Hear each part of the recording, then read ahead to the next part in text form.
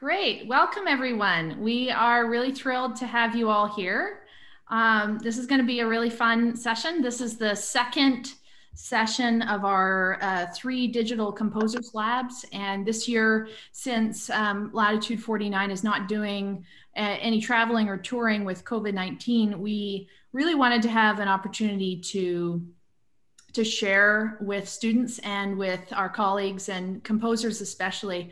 And it's something that really we find very valuable when we're traveling and when we're performing and touring is our work with composers. And so this is sort of our efforts to spread our net a little bit wider and hopefully be able to create some workshops that will be really useful information for you. So today is number 2.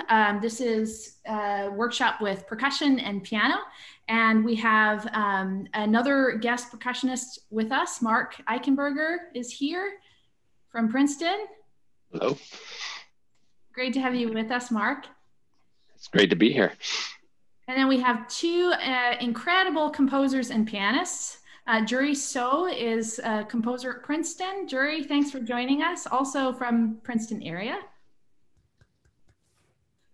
And then we have John Liberatore. He's professor at University of Notre Dame, and really thankful to have you here with us. We've admired your music for quite some time, so we're glad to have you with the family. Well, thanks so much. I really appreciate that. Yeah, this is going to be a lot of fun. Just so everyone else knows, the string workshop that we did was recorded just as this one is, and it's already been posted on our Latitude 49 YouTube station. So you are welcome to check it out whenever you would like. And we'll be posting this session as well, probably within the next week. We have one final Digital Composers Lab, which will take place on January 7th, and that'll be with our wind players, Andy Hudson and Andy Hall, saxophone and clarinet, and they'll be talking about everything single reed and everything winds and chamber music. So I'm not sure exactly who they've selected for their featured composers to join them, but I'm sure it will be a really exciting and fun session as well. And so just put that in your calendar. You can go ahead and check out the Eventbrite link in the chat, and you can register for that as well. Speaking of the chat, you all are welcome to, we want this to be a really open conversation. So please do keep your mic muted while we're doing this, just so that the audio that we do share is really clear. But feel free to engage with us in the chat. If you have questions about any specific topic, of course, feel free to ask. And then the other thing is, you're always welcome to show your camera if you would like to show your face. And we may have moments throughout where we have questions and we actually, talk with you. So hopefully we'll have time to do as much as we can and just kind of jump right in. I wanted to take just a second and have everybody kind of introduce themselves a little bit. So I guess I'll go ahead and start. My name is Jani Parsons. I'm the pianist and executive director with Latitude 49. I'm the founding pianist, and I've been with the group, obviously, since its beginnings. I teach at Baylor University. I teach piano, and I'm really missing our travels and performing together. So this is really nice to connect with people like Juri, Juri and Mark, who we haven't seen for almost a full calendar year. So this is going to be a really fun session. Chris? Hi, everyone. I'm Chris Sies, and I'm the percussionist and technical director with Latitude 49. Really great to be here. It's going to be a jam-packed talk. My goodness, there's so much material to cover. All right. And how about Juri? Okay, hey everybody. I'm happy to be here. My name is Juri. I'm a composer and a pianist. I teach at Princeton University, and I grew up playing classical piano, and that's how I got into composition as well. Maybe I should just stop here. I was gonna talk about maybe my interesting counterpoint and stuff like that, but we'll come back to it later. I'm happy to be here. John, do you wanna go next? Sure, I'm John Liberatore, also a composer. I teach at Notre Dame, as Jani said. Originally from upstate New York. I guess I'm a pianist. I wouldn't say that I'm an outstanding pianist, but I enjoy playing the piano and a couple of other things, including a glass harmonica. So if you do a session on writing for the glass harmonica, let me know. Happy to contribute to that. But yeah, thanks so much for having me here. Yeah, absolutely. And you all should go and check out this glass harmonica. There are several recordings and videos online, and it's quite something. So just keep that in mind. Mark, tell us a bit about yourself. Hi, I'm Mark Eichenberger. I also live in Princeton, actually underneath where Juri is sitting right now.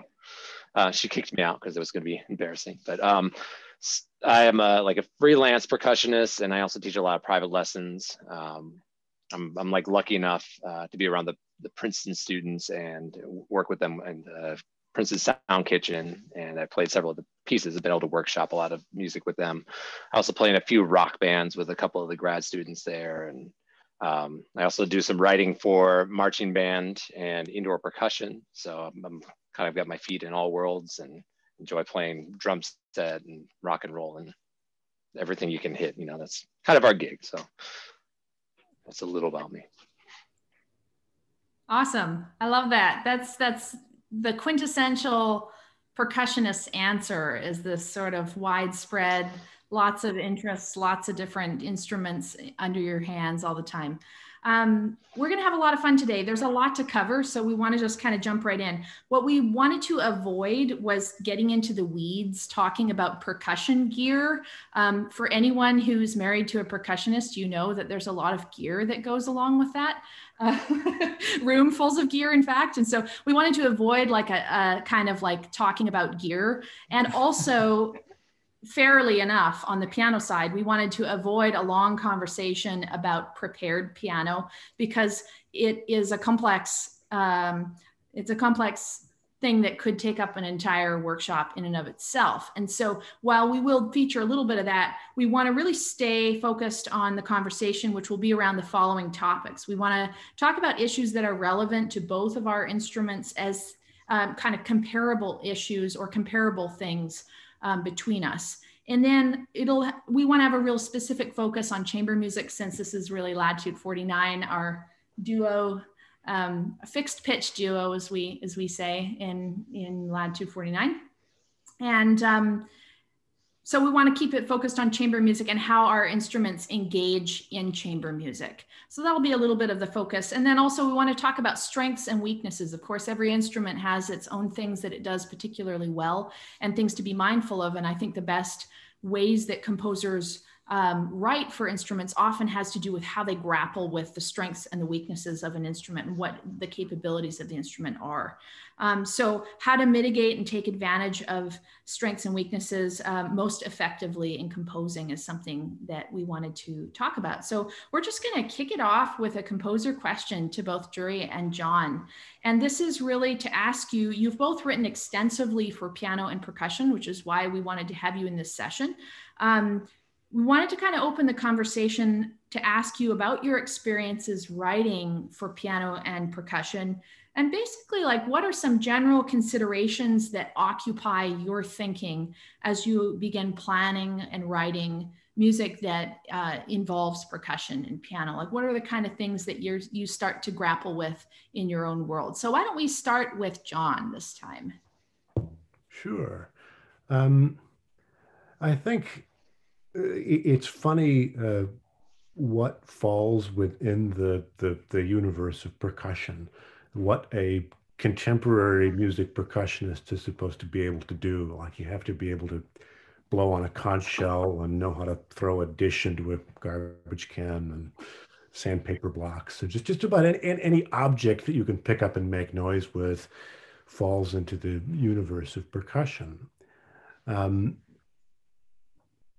But I think what often makes a compelling piece for percussion, or let me rephrase that, what gets me to write, I think, convincingly for percussion, is to find the particular universe for that piece out of just a couple of instruments that intersect with each other in an interesting way. I think in a piece that you're going to look at a little later, I have like a xylophone and a couple of glass bottles, and they both kind of refract different things out of each other. And in a way, the piano, I think, is kind of like that, in that the piano can also, in a way, kind of be anything.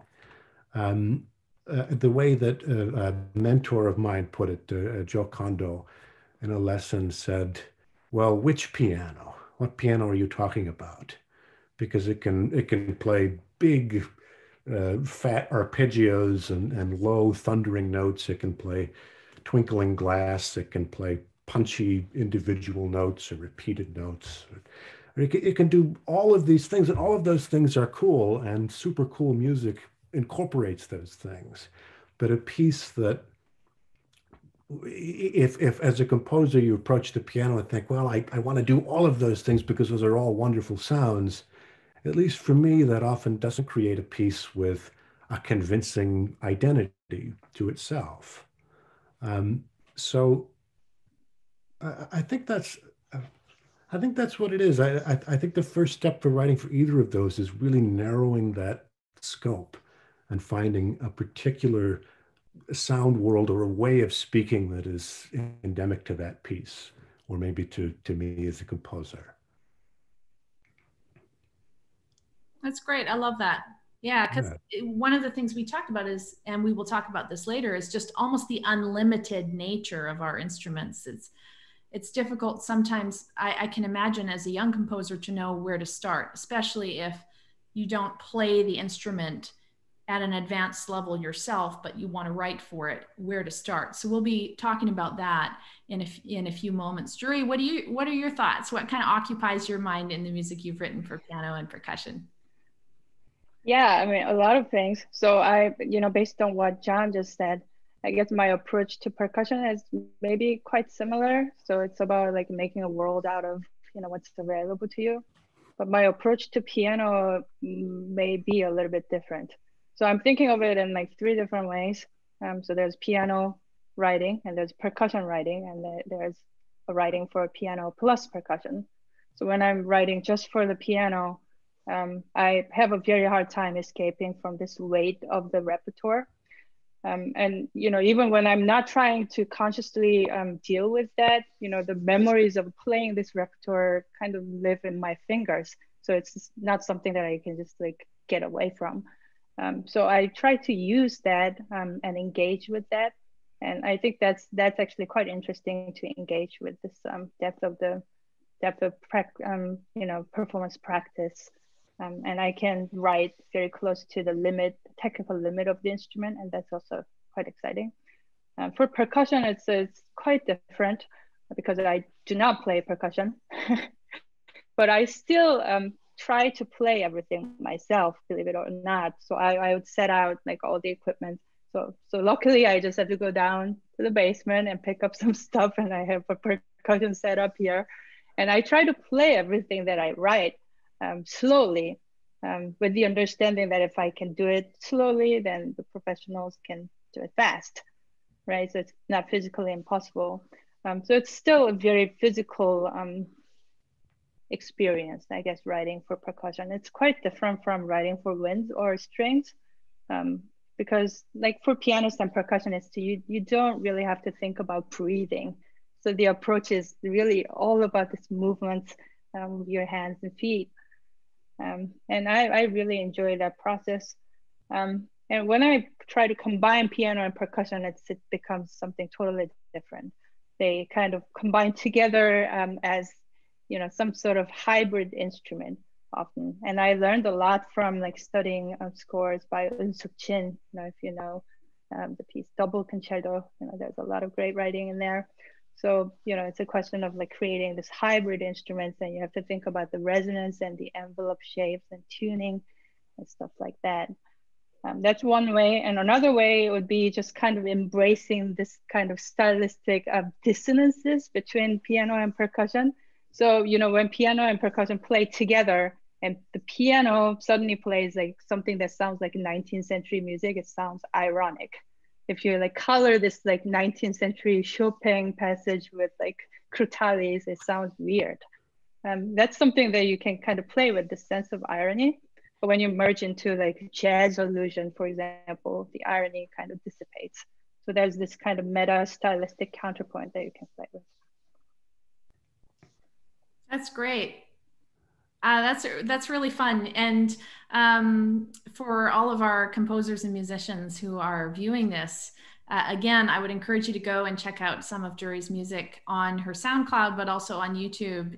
She writes incredibly well for piano and percussion, and a lot of her piano music specifically kind of draws on these, some of the traditional repertoire. I was just listening to your duo, the prelude that is sort of like Chopin, Bach, kind of totally put in a blender and on like hyper speed, which is really, really fun. So there's a lot of fun to be had in sort of playing with the rich repertoire that we have.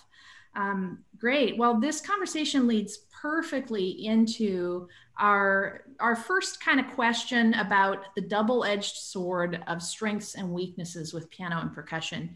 And so I think I'll just let Chris kind of take it away. We both are playing basically pretty powerful instruments. I mean, the grand piano, especially a 9-foot grand, is a pretty loud instrument.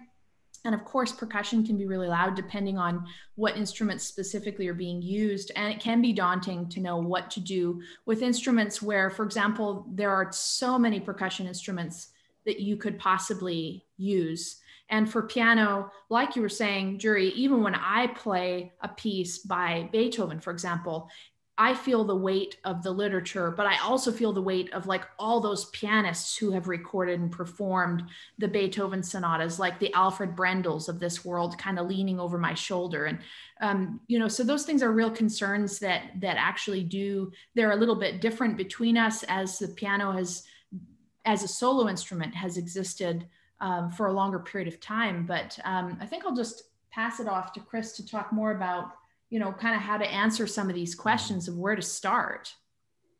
Sure. So, you know, I think it's really great hearing from John and Juri on the topic, because it kind of leads perfectly into kind of the idea I've been thinking about, like, where do you start with some of these instruments, right? It's so easy to just collect objects and put them in the room and say, okay, you know what, this is my piece, it's for these instruments. But there's so many instruments to be had, right? So many sounds and techniques.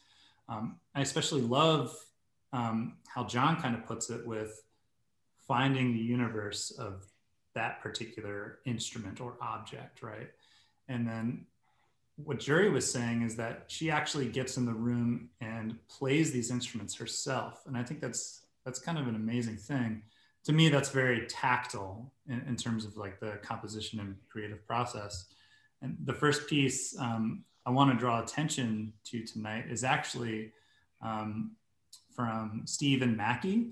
It's his micro concerto for solo percussion and mixed quintet.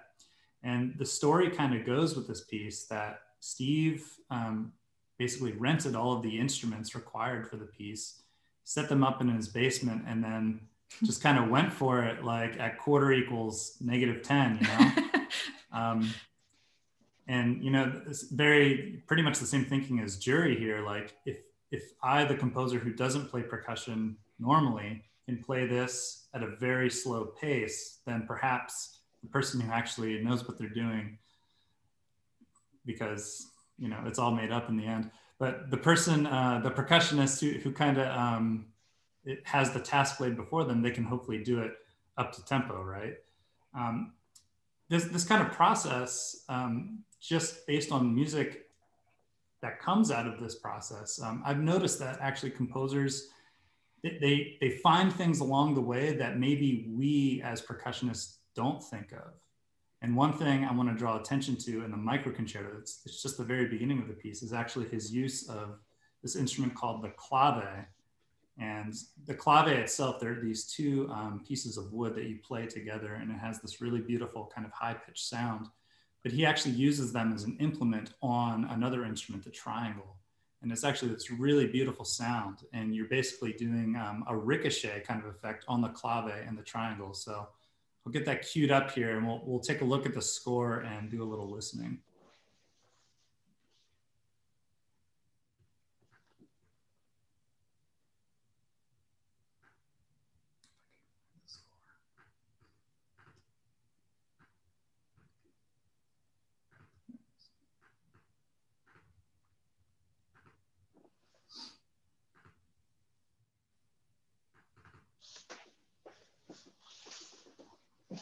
All right, can folks see that score? Cool. So as you can see there, he has quite a bit of notes here, and we have claves on the lower line and triangle on the upper line, quasi tremolo, and he has a nice direction. Hold claves in hand, not in a traditional way, cradled in knuckles, so on and so forth. And I just want to play a little audio so we can get a sense for what this sounds like. This might require you to turn up your volume depending where you are. So we'll just get.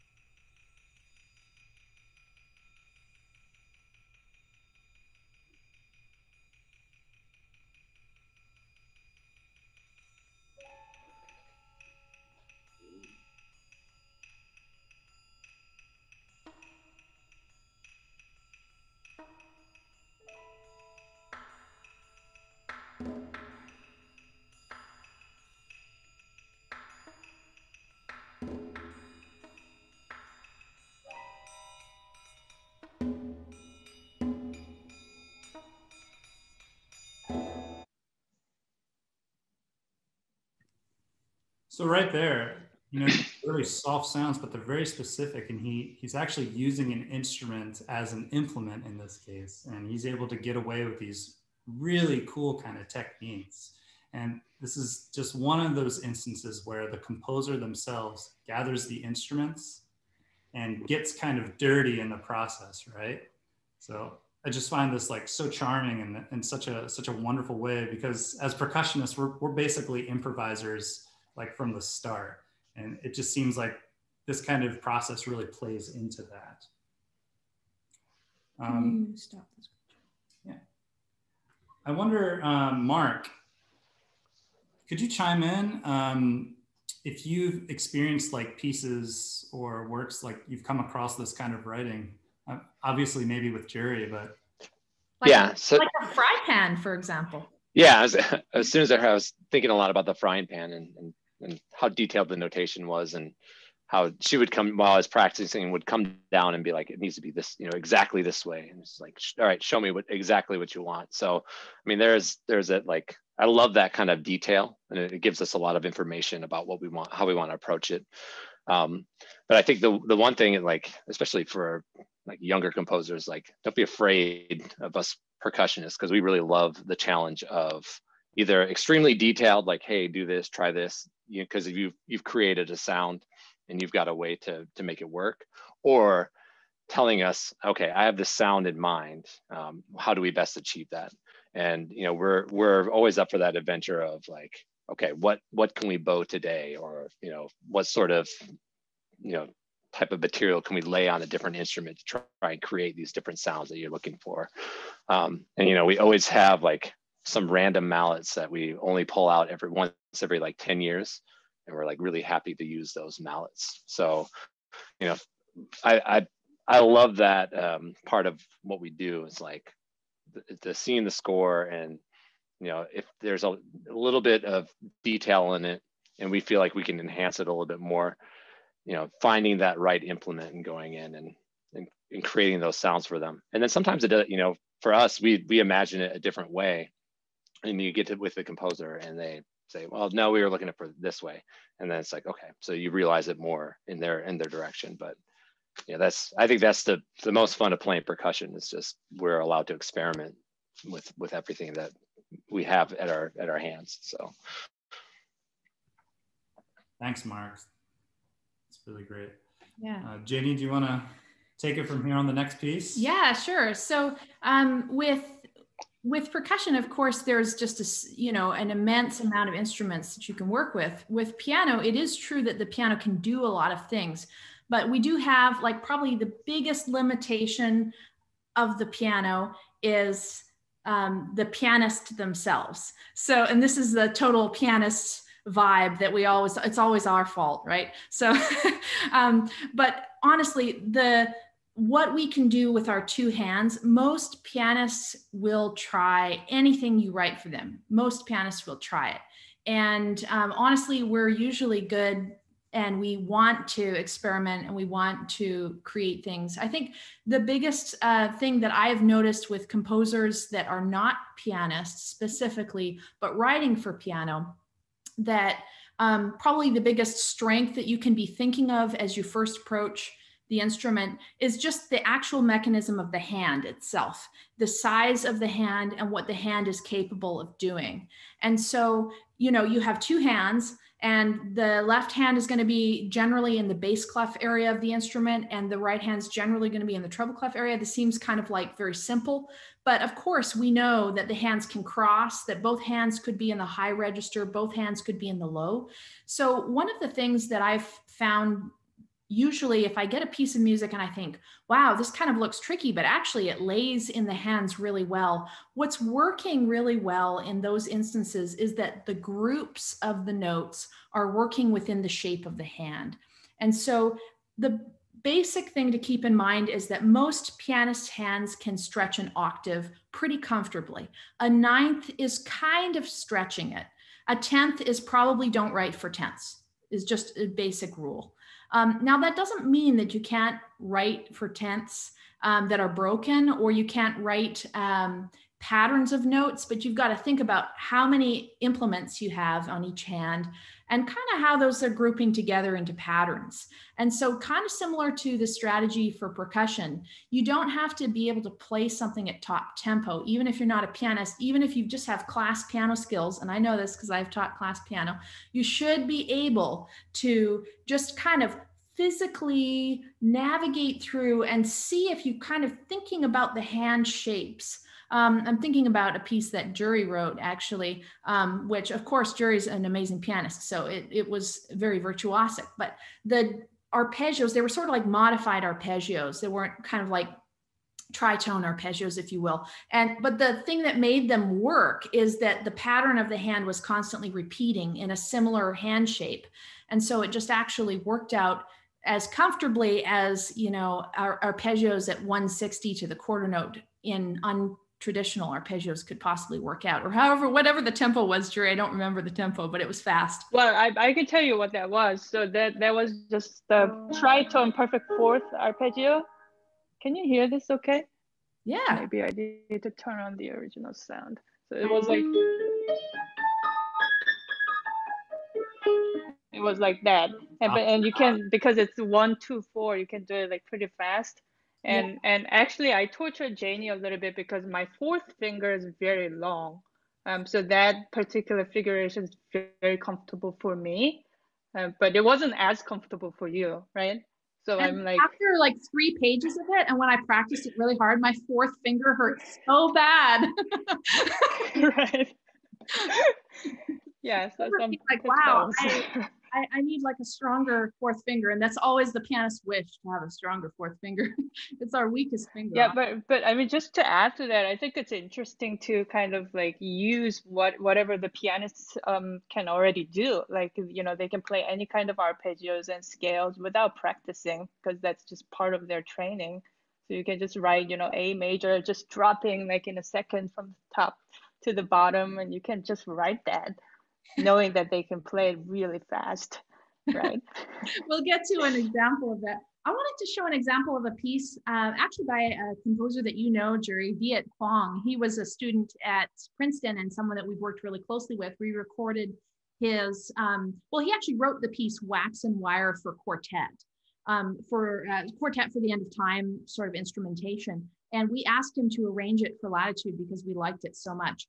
And so Viet is a clarinetist, so not a pianist by trade, but I think what you'll see in the example is real examples of like fast virtuosic stuff that actually lays well under the hand, and then like alterations between the hand that create really rhythmic gestures without necessarily overcomplicating the actual physical mechanism. It's actually quite relatively comfortable to play for something that's fast and flashy. So Chris, will you cue that up?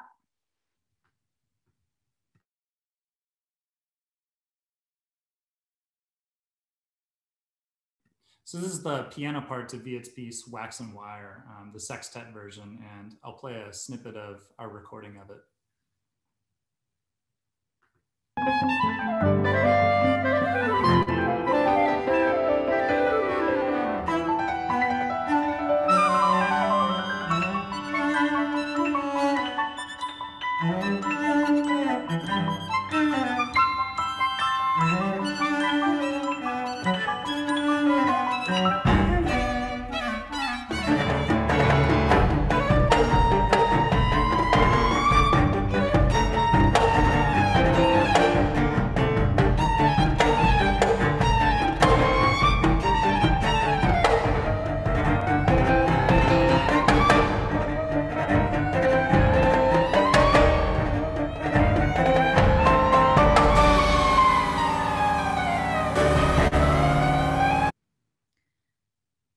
Okay, yeah, really fun piece.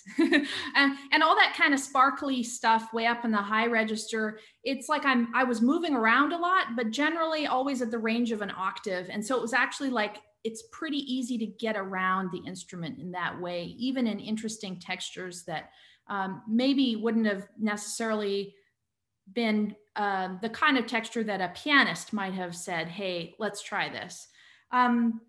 And one other thing I kind of wanted to just show on the score, Chris, could you just scroll down? Mm-hmm. This is just an example. We won't actually, I don't think we necessarily need to listen. Keep scrolling.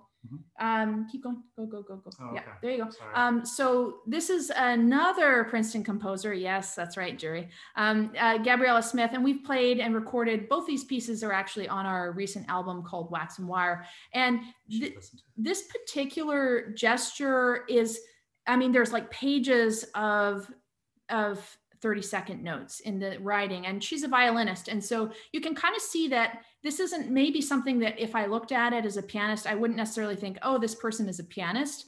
But at the same time, even though there's a wide range between the highest and lowest notes of these gestures, she notes at the beginning where this starts, which is before F, that you could do any hand distribution you would like. And so I kind of created a really comfortable hand distribution for myself. And then if you keep scrolling, Chris, you'll notice that as soon as there is more than one part, as soon as you get to like measure 124, the right hand gesture becomes within an octave. And so everything is kind of fitting within the hand of the right hand as the textures keep getting thicker in the left hand. And eventually you kind of have this just glorious craziness that goes on for pages. So why don't we've got 1 minute. Let's play some of this. This is a really fun piece. We love this piece very much. This is probably my favorite piece on this album.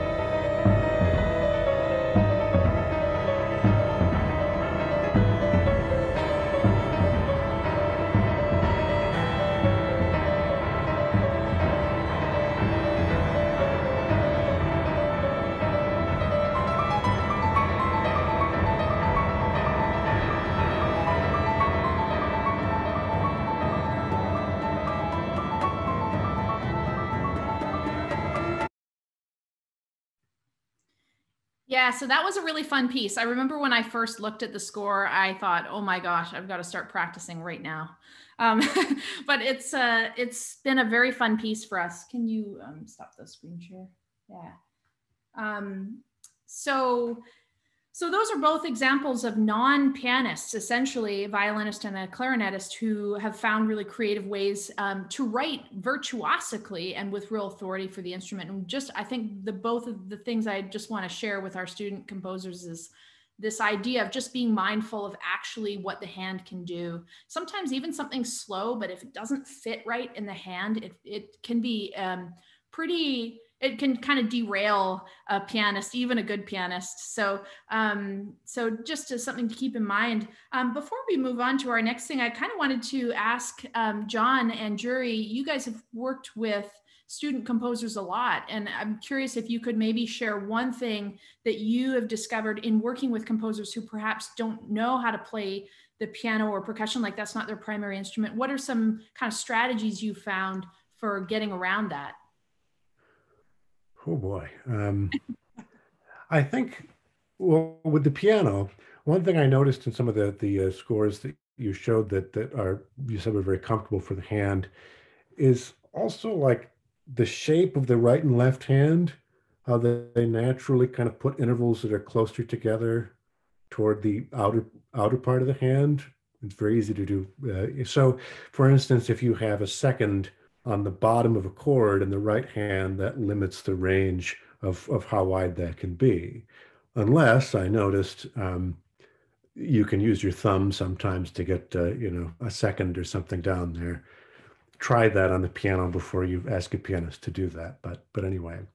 But the thing that I think a lot of non-pianist students trap they fall into with the piano is they think of it in a very two-handed way. My right hand's doing this, what's my left hand doing? And repertoire that really busies both of the hands at once can be extremely daunting. Whereas real piano music often, like in the Gabriella Smith's piece that you just showed, really integrates and folds the hands together. And even repertoire that doesn't sound terrifically complicated, even like Mendelssohn songs without words or something, there'll be not one hand doing this and one hand doing this, but a three-tiered texture or something where there's a voice singing here and then a bass voice, and then the inner parts of the hands play the leader accompaniment, so to speak. So I guess you really have to study piano repertoire repertoire that treats that works really comfortably in the piano across all different time periods. And with percussion,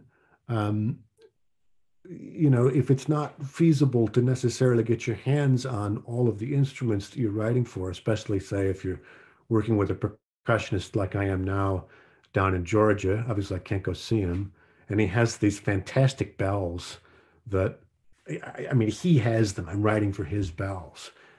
So I can't set them up or anything. But what I've done is I'll set up things roughly around my office where I think those are going to be, and kind of pantomime my way through this mock space, because you have to really think about the ergonomics of, like, the percussionist is here.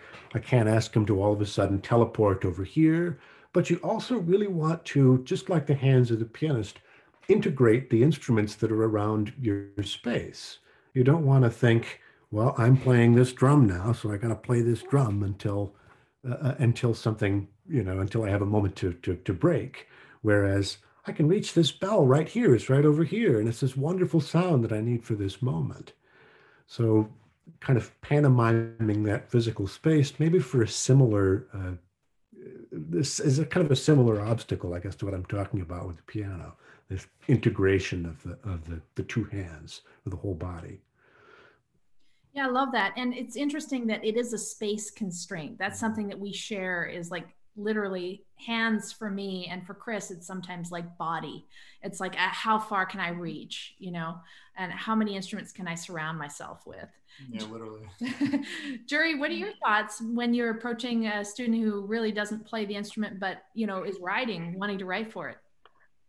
Yeah, I'm so glad John mentioned something about, Mendelssohn three-part writing, because voicing is one skill that pianists spend a lot of time on that's not used very often by non-pianist composers. So that's something that I'm always kind of like, hungry for. But what, if I may offer like maybe one suggestion to student composers, is when the performer is having a lot of trouble playing certain passage from your work, don't just blame the performer, because often it's like your fault. So it's not, it's like, it's easy to say what's possible and what's impossible, but perhaps more subtle and more important question is, how difficult is it and how effective is it? So sometimes, just taking out like a single note from a thick chord that doesn't even make any difference in sound will make it like much easier to play. And it could be like a tiny little rest somewhere, you know, that just changes everything. And those are the kind of decisions that you may not be able to make by yourself if you don't play the instrument, but you can talk to the performer and try and figure out solutions together. That's a really great suggestion. Juri, remind me in a private conversation, I'll tell you about a piece that I played by John Zorn in which I had to make some modifications. We can have a conversation about that. We wanted to kind of turn now to another kind of duality, sort of double-edged sword with piano and percussion, which is that we both can play an incredible range of colors and timbres on our instruments. And especially through the large family of percussion instruments, there's just an almost unlimited quantity of sounds that you can get in the percussion world. It's really whatever you have the imagination to put in the percussion world is a percussion instrument. For piano, of course, with prepared sounds on the instrument and with the extended techniques, there are a wide range of sounds in that world as well. And all of these things really, on the flip side, we have the physical constraints, right? Like kind of what we've been talking about, hand groupings, fingerings, the way things lay in the hand. For percussion, it's more a matter, well, maybe you can pick up from there, like stickings, like what's the implement, you know? Yeah, it's a lot of like picking up and putting down of different implements, be it drumsticks, mallets, etc. And, you know, I think that the big kind of umbrella term we're talking about here is really physicality of playing the instrument or the instruments in the case of percussion. To kind of illustrate this, I want to draw attention to another piece we've worked on. This work is by Shulamit Ran. It's called Birkat Hadarak, Blessing for the Road. And I'll share the score in just a moment and a little bit of sound, but you'll see that the percussion list is quite extensive. And it was kind of a twofold situation. Like when Shulamit and I met and worked on this piece, the two kind of big topics were, okay, do we need this instrument? If the answer is yes, okay, great. How are we going to build the setup? And, you know, as a kind of a fleeting joke a moment ago, someone said something like, you know, how many instruments can you surround yourself with? And for this piece, it literally, the setup was quite pretty much a circle around me, you know, kind of within the ensemble. And it was a beautiful mix of like, we need this sound, how can we get there? But, you know, the other thing is like, maybe we don't actually need this sound. And, you know, it goes back to like, well, actually, you know, does it make a difference in the long run? So I'll share that score in just a second here. Yeah, it was really a piece, while you're getting set up, I'll just say it was a piece that we all realized very quickly that every sound was precious, and she was so thoughtful about her use of instruments. Even though there were a ton of instruments, every instrument was just so well crafted. So for students, be intentional about your use of instruments. And then, as John was saying, really listen to the repertoire and study scores to understand across the, you know, a range of across a range of repertoire, listen and study, widen your listening diet, and you'll have a good understanding of what's possible. So this is the instrument list, yeah, the percussion list. That's right. So quite a few metallic objects, triangle, 3 cymbals, a few drums, and then some larger, more deeper resonant instruments like gong, tam-tam, and bass drum. And then quite a few larger furniture instruments, the vibraphone and marimba. So, you know, all of these things take up a lot of space. And I want to draw attention to actually the rests that Shulamit and I worked together, the space in between passages, to allow for myself to get to the instrument, as well as picking up or putting down mallets used for that instrument. And in some cases, we make compromises like marimba mallets being used on a vibraphone or something similar.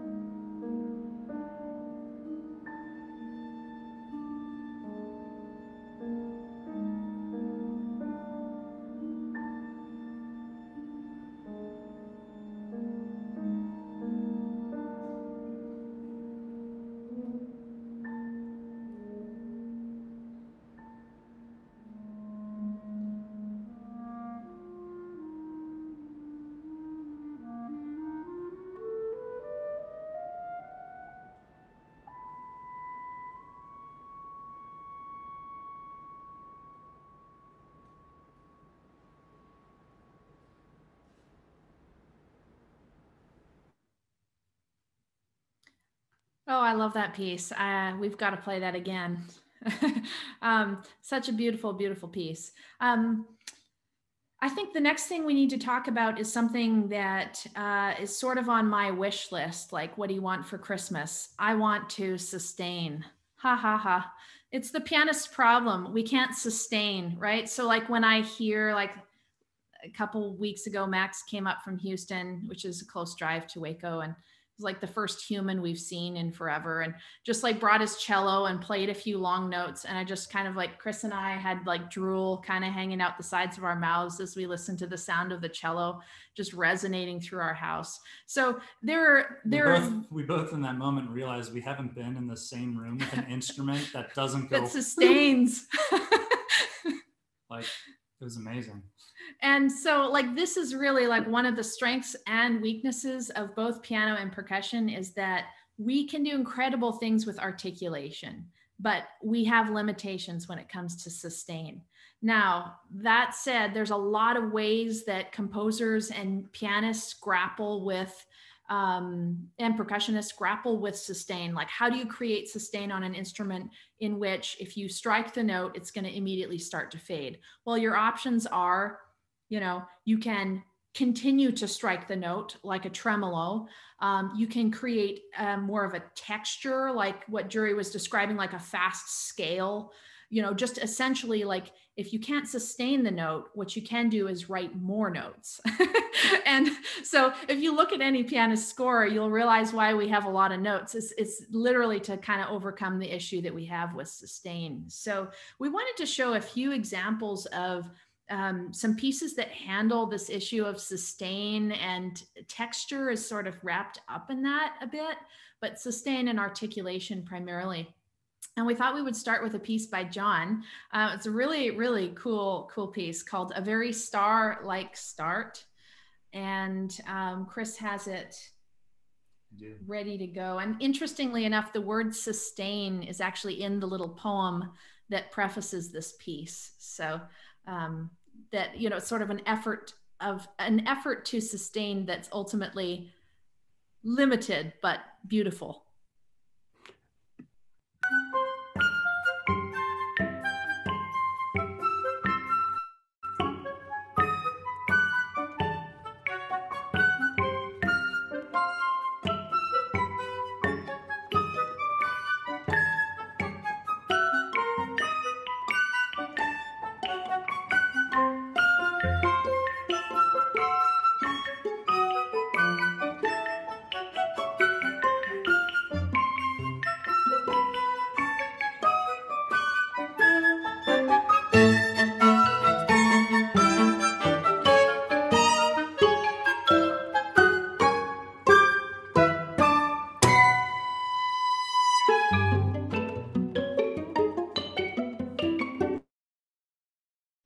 So fun. I just want to keep listening to that. The texture is really great.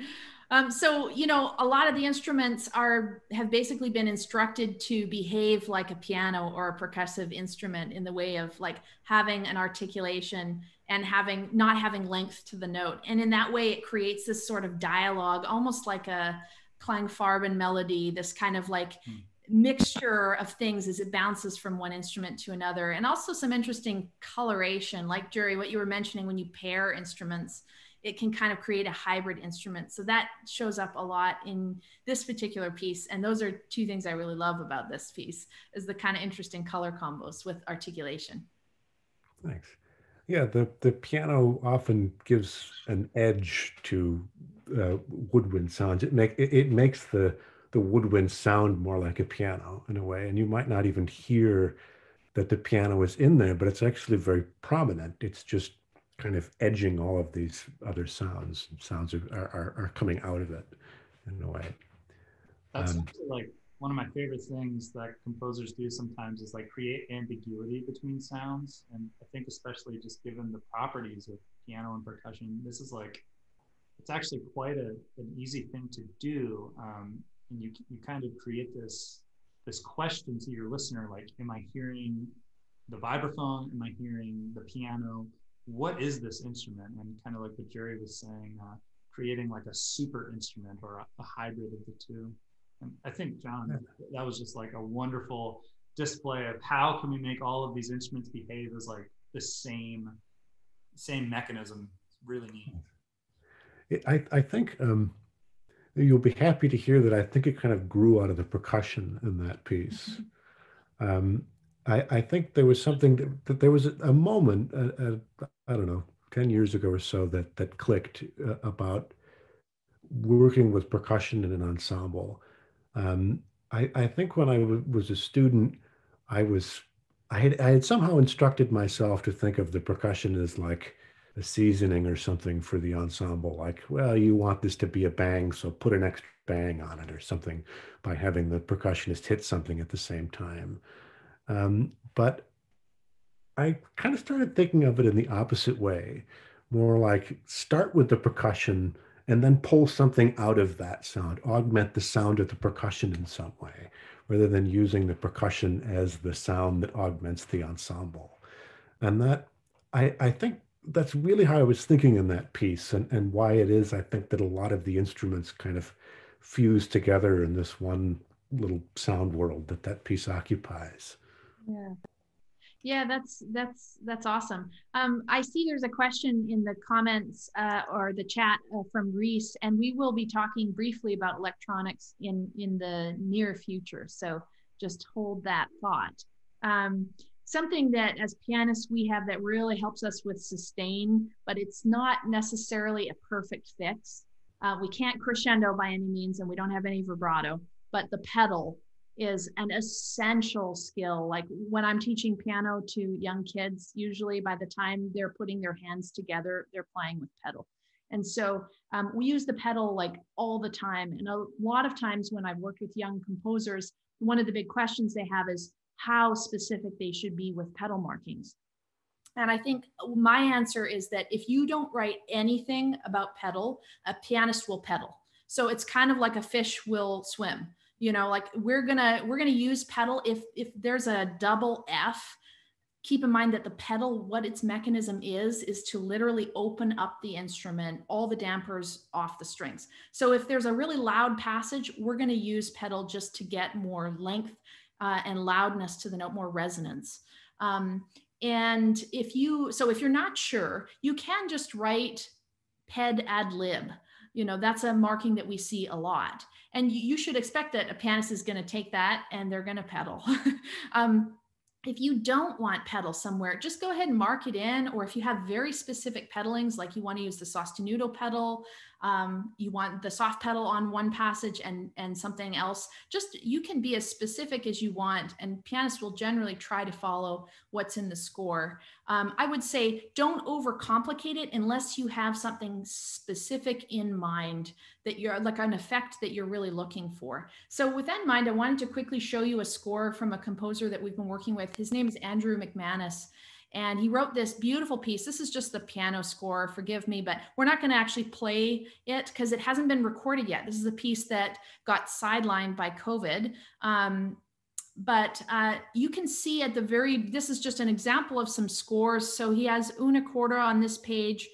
This is a continuation from the previous page. So every line that he writes, he continues the pedal marking as a sort of little bracket, which is really helpful for pianists because we lose track sometimes of which foot is supposed to do what. And then he's really clear about change the pedal here, continue to hold the pedal, holding through like with the long arrow, meaning just keep holding, keep holding. You'll see all those ties as well, the sort of Debussy-like ties in 103, 4, 5. That's a really clear example for a pianist to just keep holding the pedal. And then he's specific, he wants a slowly thinned out texture and then a pedal change right on the pianissimo. So you can be really specific like that, or you can just write pedal liberally. But I would say most pianists will pedal. So if you want a dry sound, you should write that. Just write dry, no pedal. So just keep that in mind when it comes to pedaling. And I'm always welcome to answer any specific questions about pedaling. It's usually one of the big questions that comes up in piano repertoire, written for me.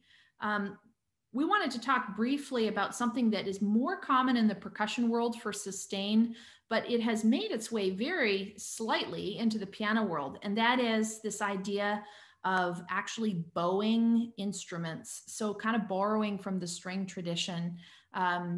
Chris, you want to talk about that a little bit with percussion? It's much more common and with vibraphone. Yeah, maybe Mark and I can kind of feed off of each other here.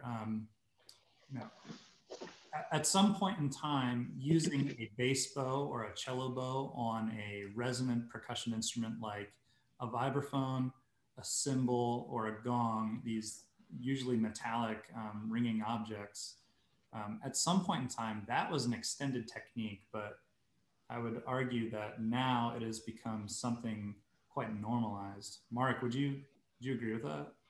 Yeah, and I think about like the first time I saw like a bow, I was like, wow, this impressive. But now, like I have to own several bows so that I'm ready to go, because I'm almost guaranteed that I'll be, over the course of a year, asked to bow something. And like the list of things that are being asked to, bow marimbas, even, wooden bar, where you're just looking for that certain sound out of the instrument. We end up bowing everything under the sun these days. So yeah, I feel like that is like just like one of those like default stick bag items these days. So yeah, it really has become like a default item for sure. But that kind of technique is a way to kind of combat the decay of our percussion objects, right? Especially with the marimba. I'm glad you brought that up. Even though it's a wooden bar, it is possible to bow it and create that sustain or like a drone sort of texture. It's very similar to bowed vibraphone, but just has that beautiful marimba warmth to it. Yeah. I think it also it helps hide the one thing that we have to do to make all our instruments sound is like give it some sort of attack. It helps to hide that attack. So you get the, all you're getting is the sustain. So I think there's something great to that ability to remove that element out of our sound. So yeah, really great point. Certainly, that made me immediately think of Debussy, because that was actually, I think there's a quote from him, something along the lines of like, my desire is to create music for the piano that doesn't sound like it's struck at all. Like there's no sort of percussive quality to it. Although some of his music actually resembles, the gamelan and that kind of thing. So there's a lot of different music within the Debussy world. But one thing, the bowed instruments is more specific for percussion, but we're going to show a quick excerpt of a really amazing piece by Annika Sokolovsky that actually uses cello hair inside the piano. And this is something, if you're going to do it, you need to experiment with it, as we've been talking about, and make sure that it's actually a functional skill that a pianist can do. But she had really crafted this really diligently. And so you'll see in this excerpt that both Chris and I are actually bowing our instruments. And in this way, we kind of are engaging in the sound world of the violin and the cello and the winds, really to create this kind of hypnotic sustain.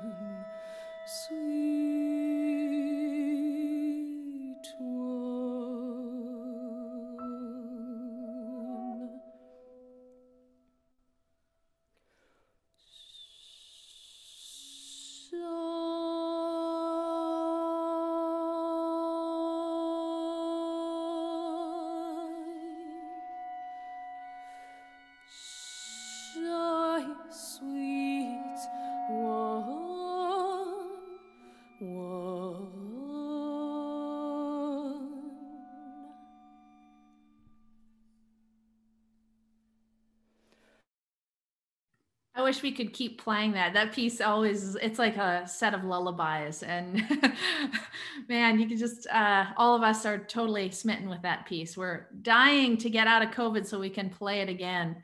I see Max grinning away there. Another thing that I'll just mention to you, specifically in terms of chamber music, something that John mentioned but we've experienced a lot with Latitude, is the idea that we strike something and then the winds and the strings take the sound and carry it. And so actually having it does create a sort of hybrid instrument, but it almost plays with the length of the note. And that's something really interesting that you can fool around with. It's sort of like taking the sustain problem and flipping it on its head, because you've got all these other instruments you can kind of fool around with. And for us, then we feel like a superhero instrument. You know, suddenly we're able to grow and crescendo out of a single note, like every good cellist. I'll tell you what, when your cello friend comes to visit you and suggests that, Chris, you should play the first violin part on this Schubert trio on vibraphone. Whoa. I'm so Really sorry. I'm so sorry. No, it's actually the best thing ever for me. It was fun. I don't know. Feel free to use us string players for sustain anytime. We love it. We love being used. So the next thing we wanted to talk about is sort of feeding off this idea of texture, feeding off this idea of articulation and sustain, and it's really talking about texture. A lot of times what we find with Latitude, when you have strings, winds, piano, and percussion, is that our role tends to be as a sort of, this is a generalization, but sometimes it tends to be that we're somehow in the background creating texture, creating some sort of like element that's sort of a bedrock on which the strings and winds are playing longer sustaining notes. And I think that has to do something with the nature of the sustain on piano and percussion, but there's lots of ways around this, and there's lots of ways to create texture with our instruments and within an ensemble. So we wanted to kind of look at a few different things. One example that we had queued up, but I think we won't actually play it so much, is a piece by Virgil Moorfield called A Wish for the Displaced. And this was on our first album. And Virgil's a percussionist. And so the writing for piano is even very percussion-y, like it's very much like I can imagine I have mallets in my hands with my fingers. But both of us at this certain point are sort of riffing on a rhythm, and we're sort of creating the textural foundation that the other instruments play off of. So that's a very common thing that we see in our world. But there's other creative ways that you don't necessarily just have to think of us as background sounds, sort of like what Juri was saying about like counterpoint and actually voicing, like these kind of skills that we have worked hard on. There are ways to kind of get around that with texture. And so we actually wanted to show a piece by Juri. And in this way, Juri, I might be kind of putting words in your mouth here. I hope I'm not, but I really feel like what you create in this piece is texture through counterpoint, because the piece itself is really centered around counterpoint, and counterpoint is a play between harmony, between rhythm, between intersecting lines. And in the way that you do this with all of the instruments of the ensemble, it's almost like we're all on equal footing, because we're all playing with this melody that you keep tossing around from one to the other, or the counter melody. And it creates a really textural thing that doesn't create a hierarchy of like melody and accompanimental instruments, but it really kind of integrates us all into one. So this is the beginning of Canon by Juri, and this is us playing it, the premiere that we played in Princeton. And there's a good recorded version that we worked our little butts off on, that's on SoundCloud. So if you want to listen to that, you can hear a perfected version. But this is the beginning of Canon.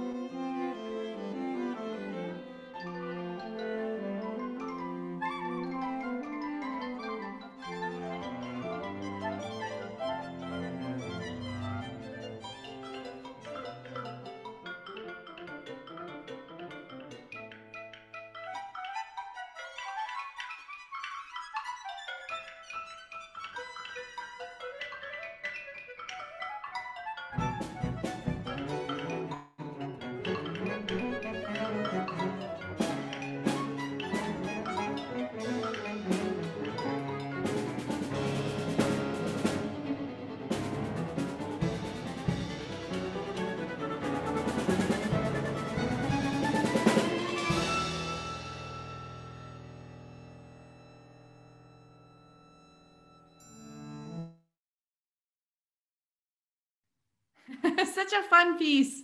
It like hurts to stop playing these because you just want to keep listening. Juri, would you talk just for a moment about your ideas with counterpoint and texture? I know you and I had a conversation. You said to me earlier this week, like, how do you feel about the piano being used as like kind of like background groove? Yeah, but I mean, like your summary at the beginning, that was really good. I mean, I don't have much to add to that. So in this piece, the percussion plays several different roles. So it's often mapped to the piano line. So when Chris is playing this xylophone, that's like in unison with the piano. But sometimes the percussion is mapping the piano in different ways. So the piano has some line, and the percussion is I think it was what were they? Sorry, like wood blocks and cowbells kind of mapped onto this piano pitches. So they play together, then it becomes some kind of hybrid instrument. But because they are unpitched, they can kind of free themselves and become grooves later on. So sometimes the percussion is participating in creating this contrapuntal texture. But later in the piece, percussion is creating texture. Yeah, it was very fun to put this together. Actually, Chris and I, because we're married, we actually rehearsed it a lot together before we actually went to Princeton, which was really essential, I think, for us to be able to stay together and stay somewhat close to the tempo. So, Mark and I actually tried some of this before I sent it off. Yeah, so he came up from the basement with the cowbells, and we tried a couple of passages to make sure it worked. But that's also stylistically, it harkens back to what you were saying. Like, canon is itself a form that the pianist knows very well from the Baroque, and from these early traditions of counterpoint, and pairing it with the woodblock and with like a variety of sounds almost gives it like a totally different character that's like part humor and part like just I was thinking more like medieval counterpoint, so like medieval dance music with weird percussion instruments. Yeah. Very fun. Well, we have just enough time to venture into the world of now this was another trap we wanted to avoid, so this is not going to be a gear talk, folks, just warning you here. It's like telling a saxophonist not to talk about slap tongue. We're going to talk for a moment about something that is essential to our instruments, which is that we are fixed pitch I say fixed pitch sort of because I'm perpetually out of tune. The piano, of course, pianists, very rarely do you meet a pianist who also tunes their own instrument. And if I were to travel somewhere, I would not be allowed to touch the instruments, even if I knew how to do it. So as a composer, you really have to play with the aspect of the fixed pitch nature of the piano and the percussion. And after hearing our string friends talk about their workshop, they were very clear in saying that, in a piece in which we're all working together, they're going to be matching their pitches with the piano and with percussion as much as possible. Like that's going to be their go-to. So we are fixed pitch. And what that means for ensemble playing is that, it's just something to keep in mind. Especially if you have doubled lines and if you have specific things between us, you want to really keep that in mind. Now, our instruments, my home instrument, I actually have tuned to 442 because it matches Chris's vibraphone, which is also 442. Right now it is not at 442. It sounds terrible because we had weather change. So anyhow, it's just something to keep in mind that sometimes also percussion instruments are pitched a little high, and wind players love that. That was sarcasm. We wanted to talk for a moment about the ways that you can actually change the pitch, which is kind of unusual, but it does happen. Chris, you want to take it away? Yeah, sure. So because it is fixed by nature, you either have to alter that object. If it's a percussion instrument, you actually have to retune the bar, or if you could build something. But if it's the piano, there's a bit more involved process tuning the instrument. And, you're also working against where that instrument naturally kind of sits in its normal kind of performance mode, which is usually 440, right? A equals 440. So even if you're changing that, there's the possibility that it's not going to hold, right? Because the piano is just not used to being put that way. Yeah, and then another way around this, this was mentioned, I think Reese kind of asked the question about using electronics to kind of enhance the acoustic capabilities of our instruments. And I think pianists and percussionists actually were probably more likely to come across these things in our collaborations with composers today, especially just because you find our instruments or derivatives of our instruments, keyboards, etc., or drum set, and these different percussion instruments in many genres. So, when there's kind of a mashing of genres, which I think is inevitable, electronics certainly come into play, given like pop aesthetics and rock and etc. But, using electronics to kind of like thwart or enhance the capabilities of one's instrument is certainly something we've come across. We'll show an example of a work that makes use of like a MIDI keyboard. Actually, it's another of Juri's because we love Juri so much. But I'll say this for percussion. One really relatively recent example of like changing something out of 12-tone equal temperament is actually this piece called Songs That Are Hard to Sing by Dan Truman. And it was a work for the Jack String Quartet and So Percussion that came out last autumn.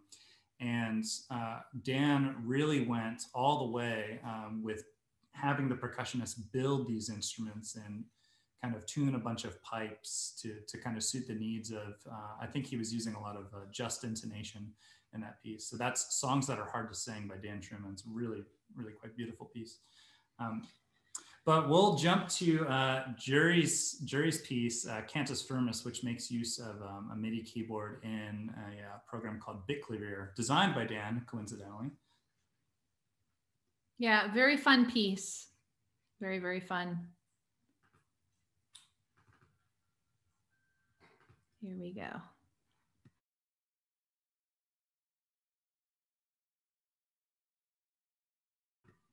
Hold on one moment.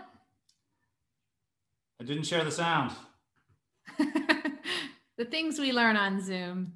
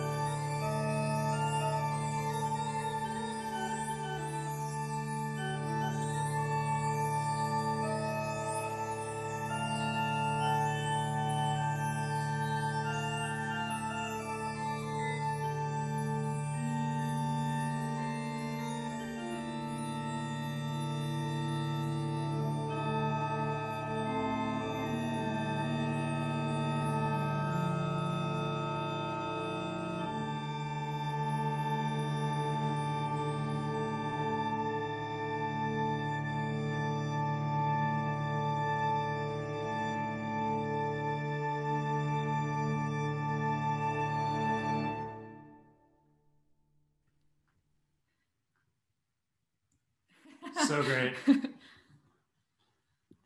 Very fun. One thing that I will say, and we just wanted to make this quick comment before we go into questions with composers, is that something that at least I have discovered, and Chris has been the brunt of my complaining, is sometimes in working with composers who are working with electronics, there have been positive things and there have been negative things with those interactions. And Juri, your work with us on this was an example of something that really worked, because what you did is you figured out what needed to happen on the the little keyboard, and you actually sent me the keyboard, and we worked together on that. And even with that, we still had problems. So like that's something that Chris and I have complained to Chris about, and with other pieces that I've played, it's been so frustrating where I have no idea what it's going to sound like. And not with you, Juri, but I've worked with other composers who are working with electronics, and you have to understand that basically assume your musician knows nothing. Like assume they don't know how to open a max patch, assume that they don't know what it is that you're trying to do, and be ready to explain all of those things, be on hand, either in person or like handy on the phone, to be able to work through things. And often these things have to be worked through well in advance with a lot of amount of time for sound check, which was really like, we were able to create this piece with Juri because we knew the capabilities in Princeton would allow us to do it. And she was aware of that. And so she really pushed it in a way that wouldn't have been possible had we just shown up, let's say at the University of Illinois, and in 3 hours we have a concert. Like it just wouldn't have been possible. So that's something just to keep in mind as a composer. There's no limit to electronics. A lot of composers are really like doing amazing things and creating really hybrid instruments, but just be aware of the limitations of the musicians that you're writing for, and kind of what the process is like. What is it written for, and how are they going to get those instruments and make your dreams come true, essentially through sound. Yeah, I guess like essentially one big thing for me is when I hear like, okay, I'm going to write a piece for you with X instrument and some sort of electronic component, I always ask, okay, what is the purpose of the electronics, right? What are you trying to do? Are you solving a logistical issue? Like maybe it's a piece for tape in which you don't have the other players on hand, so you write them into the tape part? Or are you actually changing, altering, enhancing a given instrument, right, in the moment? And I always find that like it's so much more meaningful when you're really engaging in something that could not be done otherwise, period. And so that's kind of the goal I'm always kind of looking for when dealing with technology and a performance. We didn't really talk at all about prepared piano, but I do actually have a reference that I wanted to just drop in the link. And it's a book that actually, there isn't a whole lot written on prepared piano. There's a book that's been in existence since the 80s that kind of goes through a library of prepared pianos things. But this is a really incredible book by Alan Shockley that just came out in 2018, I believe. And Chris is going to just put it in the chat. I believe it's just called Contemporary Piano. And it has all sorts of just an amazing library of ideas to try when it comes to techniques specifically for prepared piano. So if you are curious to venture into that world, like I said, it's a whole nother conversation, but this is a great resource and would be a good place to start. So we've got a few more minutes left, and I'm curious if anyone has any questions for either of us, or for Mark or John or Juri. You can feel free to put them in the chat, or you can just speak up if you have a specific question that you would like answered.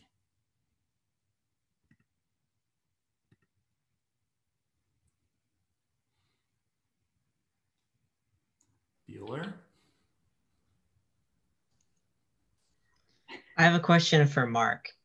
I've been looking into writing for, I don't know, like concert bands or something like indoor percussion.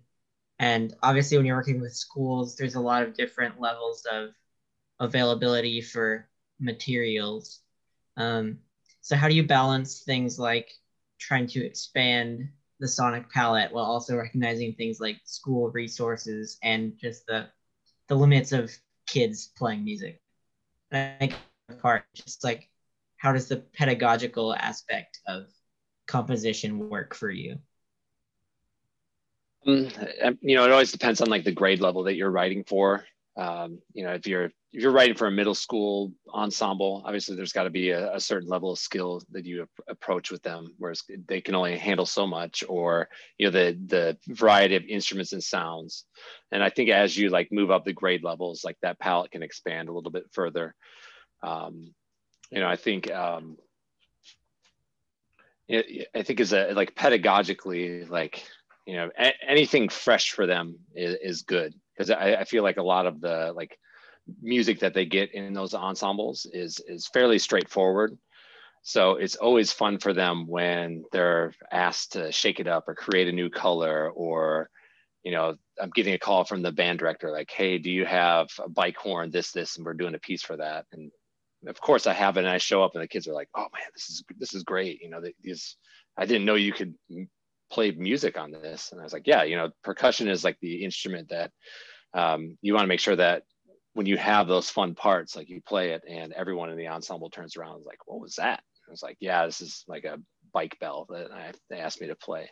So I think those sort of sounds are fun. And you know, without getting too, you know, as far as like the equipment that the schools are going to have, you know, for most, they're going to have a very standard set of equipment. But as long as like the interesting sounds that you're going to come up with are not too extravagant, I mean, they can usually get, you know, whatever you need for those certain pieces or certain sounds that you're looking for. And you know, as they start to accrue more of those instruments too, like they're going to have more of that just set in the band room. So you'd be shocked at like what they have sitting around in there. Yeah.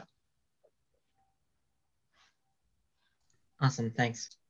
No problem. Thanks, Aaron, for that question. Any other questions? We've got about 20 people here. I see not everyone, of course, has their camera on. That's totally okay. But if you have a question, you're welcome to just speak it. We've got a couple more minutes. I have a question regarding hybrid instruments. So you both talked about how, especially with piano and percussion, the issue of sustain and how a lot of it is about articulation. With creating a hybrid instrument between percussion and piano, what repertoire have you played or composers that you worked with that maybe have created kind of this idea of sustain, maybe with interaction between the percussion and the piano, like how they could grow out of each other, interact with each other? Great question. I think the first piece that comes to mind, actually it's a duo work for Jani and I. We commissioned an arrangement of it. It's called Double Happiness by this composer, Christopher Cerrone. His last name spelled Cerrone. And it's a work for, there's a guitar and percussion and electronics version, and then we decided to do the piano, percussion, and electronics version. And that does just an amazing job of using the instruments to create one sort of texture. It's a lot of unisons coincidentally, but I think they're used in a really beautiful way. You know, without going into too much detail, it's like Jani was performing harmonics by muting parts of the string on the inside of the piano. And that is in unison with really soft vibraphone. And that kind of like resonant metals. Yeah, and sorry, our cat wants to join the conversation, but the combinations are really, really quite lovely. Actually, Juri, you have a piece for vibraphone and piano. Does that kind of? Yeah, that has a lot of hybrid writing in it. So yeah. Yeah, I was trying to create like this split chord, like A minor and A major, but between like piano and vibraphone. So sometimes the piano resonance is A minor and the attack with the crotale and vibraphone is A major, etc. Yeah, that's in the opening mostly. I don't know. Yeah, we don't have to. A little bit of it. I have it queued up. Yeah. Yeah, I mean, if you want to just listen to like 30 seconds of it, I don't know. Yeah. All right. Here we go. But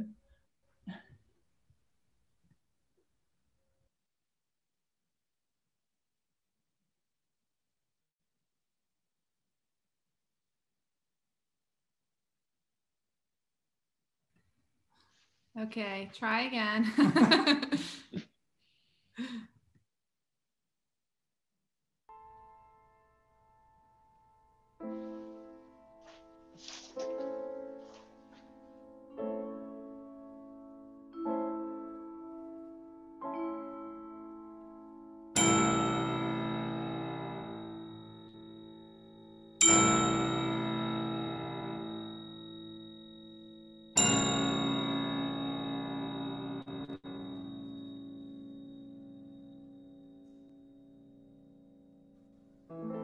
his stuff in there. Yeah, so you get the idea. So like just creating this composite chords with the instrument. And I put in 2 more names in the chat that you can check out. Yeah, Unsuk Chen. Oh my gosh. Great textures and sounds in that world. I don't know Philippe Perel very well. Philippe Perel, he's got. Oh, there's a great piano vibraphone duo. Yeah, I think there's also drums in that piece too. I think it's like Hommage to Griset. Is that the piece? Yeah, exactly. Really freaking hard. He also has a sextet called A Mes Yeux, which is like so cool. Yeah, I love Perel. Thanks for putting him in there. I think, Kate, another thing you can think about fusing these instruments together, not just, you know, vertically, but you can have a hit, which is one or the other, or a combination, and you can kind of ride the decay with different instruments. There's a lot of pieces that do this, like Anthony Chung's sextet that you know, what's it, Enjambe, Infuse, Implode. I'm not sure if I have those verbs in the right order, but something like that, where there's a strike, and then there'll be 3 or 4 sounds that contribute to the decay, and 2 of them are piano, and then there are 2 different percussion instruments. And you're like, wait, which one was that? I don't know. It becomes this battery of sounds, some of which is piano, some of which is percussion. Yeah, that's a gorgeous piece. And also probably some pieces by Marc-André Dalby. I can't think of a specific piece, but he plays with resonance quite a lot. Actually, like kind of related to that, I'm curious, like how you approach it, John, because I was thinking about your glass harmonica piece with the soprano, right? So like you write a lot of passages where like the resonance kind of grows out of like some harmonic texture. And I'm curious how, like, what's your harmonic language? You're not just, you know, picking out the resonances, right?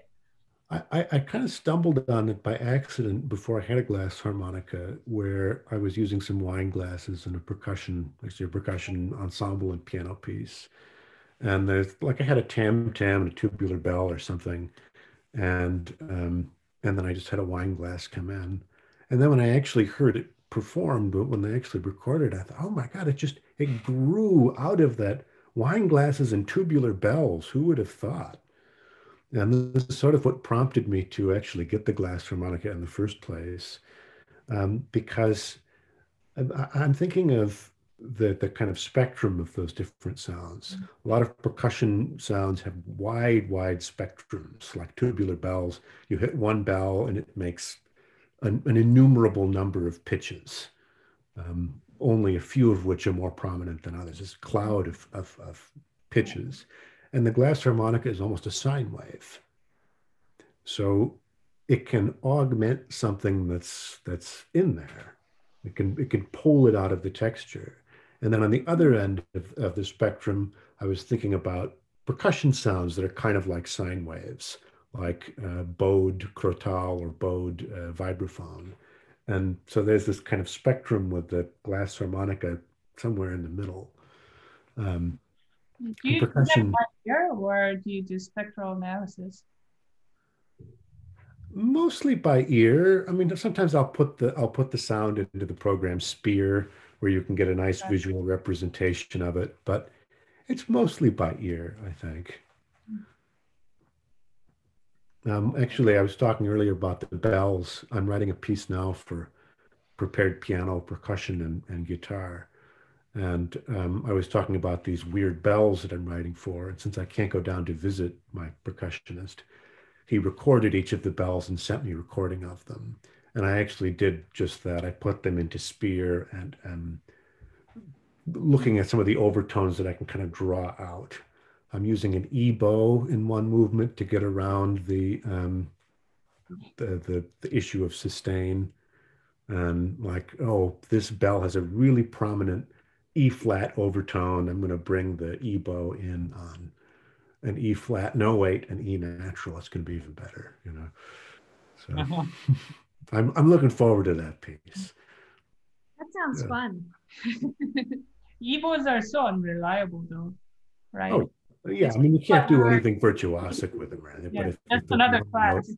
and you have like 30 seconds to prepare that note, then there's like an 80% chance that you'll get it. So I'll take those odds. We played a piece. This was by Annika before she got into bowing strings. She was doing with the ebow, and we played a piece of hers on our first album in which I had 2 ebows. And the beginning was so finicky to get to work, but I had practiced it a lot on my piano, but every piano is different.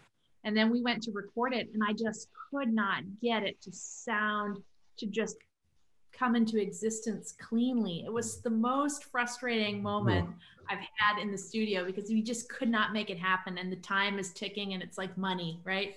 So, oh man, we ended up having to overdub we just left it out. And then I went to a piano at Baylor and I did it on the first take. It was like the most frustrating, but also like, oh, moment. Like, that was easy. Maybe I should rethink this. I don't know.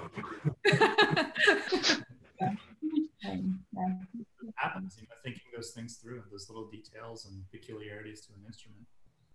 Yeah. Different makes of instruments, and this is true for percussion as well. We mentioned that some vibes and marimbas are tuned to 442, and other companies tune them to 440.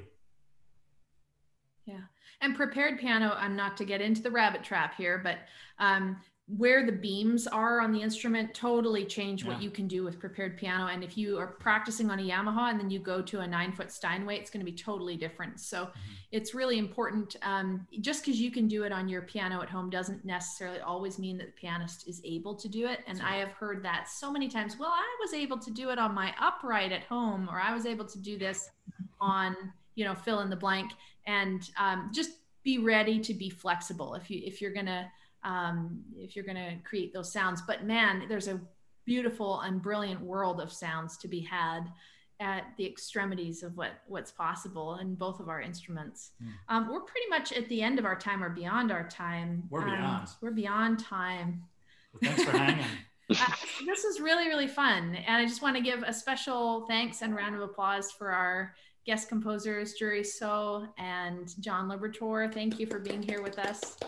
Yay. And Mark Eichenberger. Thanks for being with us to balance out the percussion conversations. Yeah, absolutely. And so just go ahead and mark your calendars for January 7th. That's our next session with the Winds, with the team Andi, as we call them, since they're 2 Andys, they are plural Andi. And so that's going to be a lot of fun, and we'll look forward to hopefully seeing you there. And of course, this video will be posted on YouTube, so you can feel free to share it. I hope you all are hanging in there. This is probably the end of the semester for a lot of people, so I hope you have a restful and healthy holiday ahead of you, and hopefully we will see you in the new year or beyond. Thanks, everyone.